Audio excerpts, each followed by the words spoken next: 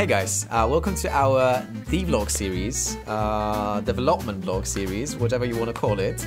You can call this one a development blog 0 because this one is just an introduction to the series. In this series we're going to focus on different parts of the development process.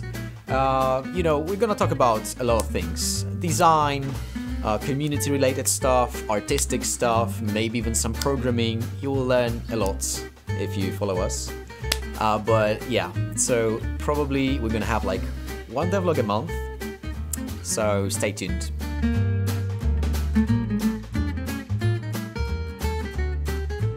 Okay guys, so in this episode we're gonna talk about what we've learned in our development journey when it comes to House Flipper 1, because obviously all this knowledge and experience and wisdom is going to contribute towards developing a nice project when it comes to House Flipper 2.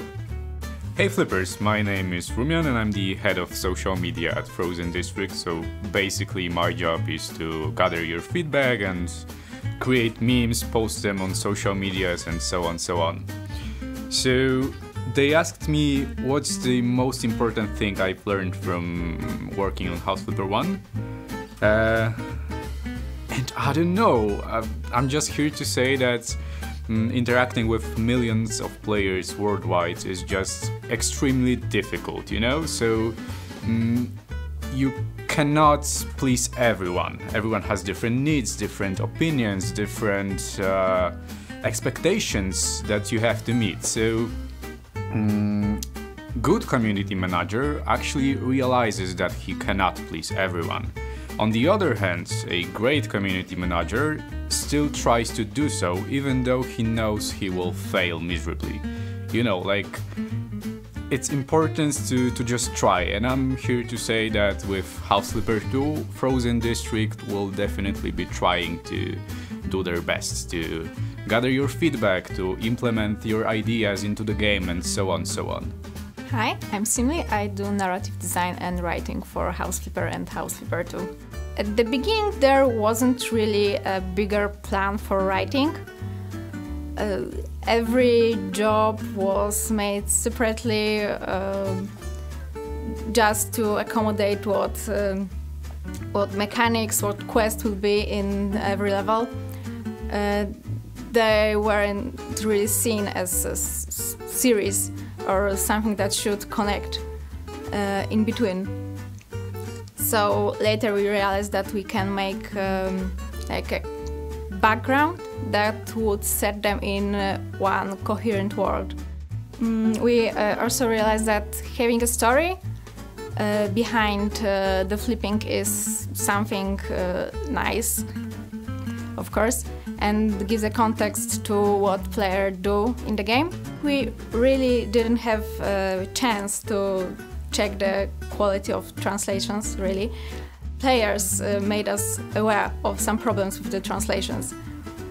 So later we put way more attention to them and even a separate localization team.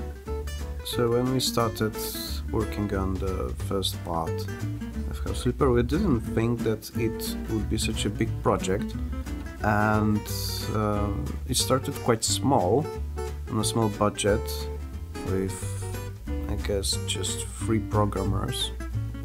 We worked quite fast on that game.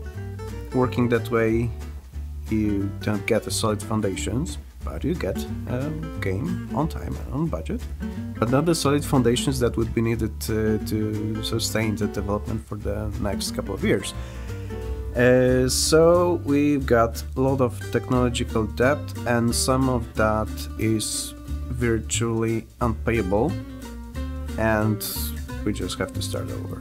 Well, in my opinion, we shouldn't divide houses and gardens in House Flipper 1, because many players complained about that they are not able to arrange their gardens if they don't have garden DLC. And also for me it was a problem, because me as a level designer I couldn't allow players to to do something outside, everything had to be inside in the houses. The process of creating houses and orders in House Flipper 1 was very complicated, and there was a period of time in our studio that only one person knew how to do it from start to end. And for me it was also very difficult to learn it. Also, the more complicated some issues are, it's easier to make some mistakes, some bugs, and also it is more difficult to test it, for example. We understand that we had a little mess with furniture variants. I know that pain because also I had problems with that during creating some houses or orders. We are aware that people who don't want to be limited with their creativity, and we will try to change it. For me, the most important thing was to learn from watching players playing. I remember the day when somebody has shown me our players making buildings from floor tiles. So basically they couldn't make walls outside of the house, but they could take floor tiles and stack them one above another until they finally had a wall, and from such walls they were able to create a separate house. It was totally amazing. We learned that distinguishing between houses and orders is really important in our game, because we have like two types of the players. One type prefers having some rules, some limits, but being creative within the limits. Another type prefers full sandbox mode. Also, for developer it is a lot more interesting to work on a level that have some background story, because you can bring your own ideas easier, because you know exactly what another team members wanted to show. It's just better to work like that. We read through nearly all of your feedback, think it through, and decide what we could add either to the base game or as a part of the DLC. In House Flipper 2, we already have your feedback in place, and some of the things you had to wait for in House Flipper for a long time, they are there already in House Flipper 2. What I would say is expect at least a little success.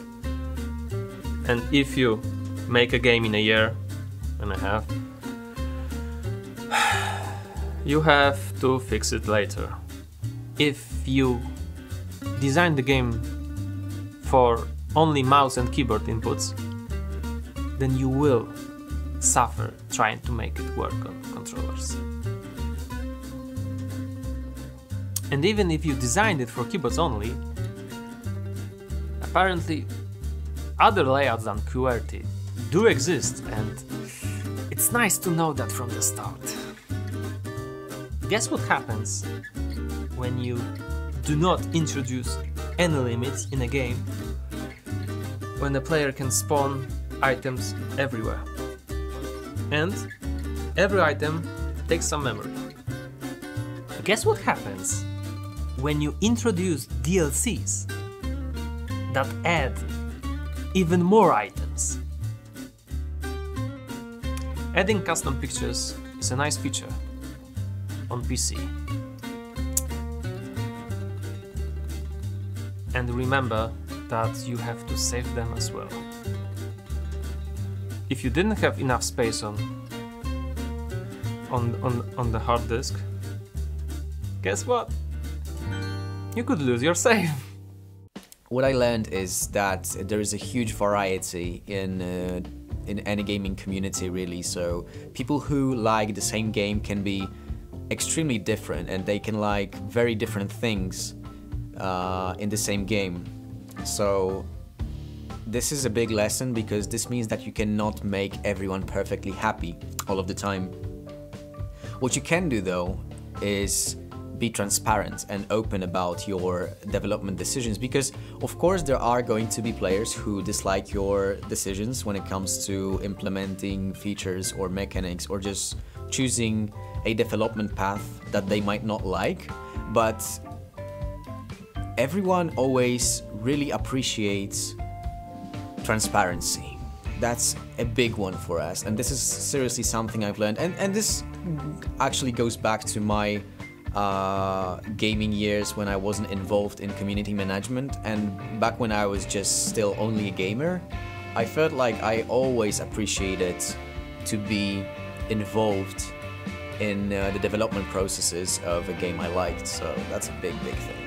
Sometimes the negative feedback actually provides some very useful information, because players complain about some of our development decisions, and sometimes they might be right, so it's fine to complain and it's fine to let us know what we're doing wrong, and you know, you guys are welcome to do that.